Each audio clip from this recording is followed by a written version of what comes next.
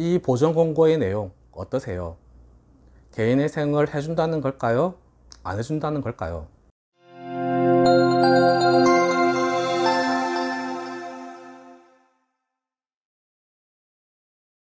안녕하세요. 노태불 변호사입니다. 지난 영상에서는 변제금이 월 18만원인 사건을 소개해 드렸습니다. 오늘은 월 변제금이 10만원인 사건입니다. 이분의 경우 좀 안타까운 사정이 있으셨습니다. 의뢰인께서는 장애가 있으신 분이었습니다. 과거에는 사업도 잘 하셨는데요. 언제부턴가 갑자기 몸에 마비 증세가 오고 발의 감각을 느끼지 못하게 되셨다고 합니다. 신경계통으로는 국내 최고인 병원에서 온갖 검사와 치료를 했지만 결국 원인 불명이라는 판정을 받으셨습니다. 결국 현재 보조기구 없이는 걷기 어렵고 손가락에도 감각이 없어서 젓가락을 사용할 수 없는 상황까지 되셨습니다. 이 과정에서 사업은 어려워지고 병원비 등으로 채무가 생기셨고요. 채무 금액은 3천만 원 정도가 되었습니다. 그런데 이분은 대단하신 분입니다. 장애를 가지고 있는 본인이 할 수 있는 일을 어떻게든 찾으셨고요. 원래는 컴퓨터를 다루지도 못하셨던 분이었는데 국가의 지원을 받아 교육을 받고 구매 대행 일을 하고 계셨습니다. 사업자 등록까지 하셨고요. 월 소득은 국민연금 29만원가량과 사업소득 73만원가량 총 102만원의 소득이 있었습니다. 대략적인 내용 말씀드렸는데요.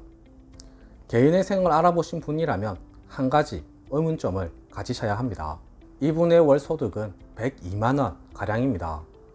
2024년 기준 1인 가구 최저 생계비가 133만 7천원 정도입니다. 최저 생계비보다 월 소득이 적습니다.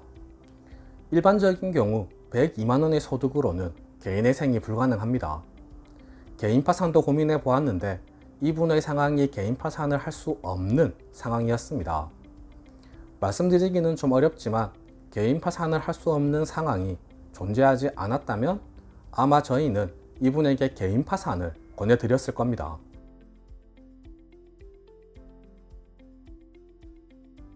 아무튼 이분은 개인회생을 하기로 하셨고요. 저희는 102만원의 소득으로도 개인회생이 가능하겠다고 판단했습니다.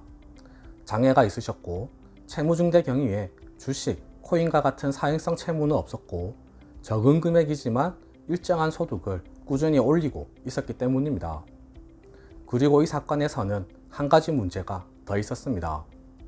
의뢰인께서 결혼을 하셔서 법률상으로는 배우자가 있으셨는데 이미 별거한 지 30년이 지난 상황이었습니다.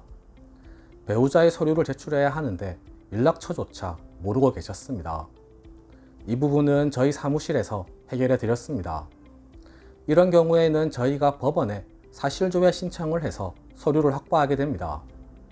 이렇게 상담을 마치고 개인회생 신청에 들어갔고요. 보정 공고가 나왔는데 당연히 소득과 관련된 보정이 나왔습니다.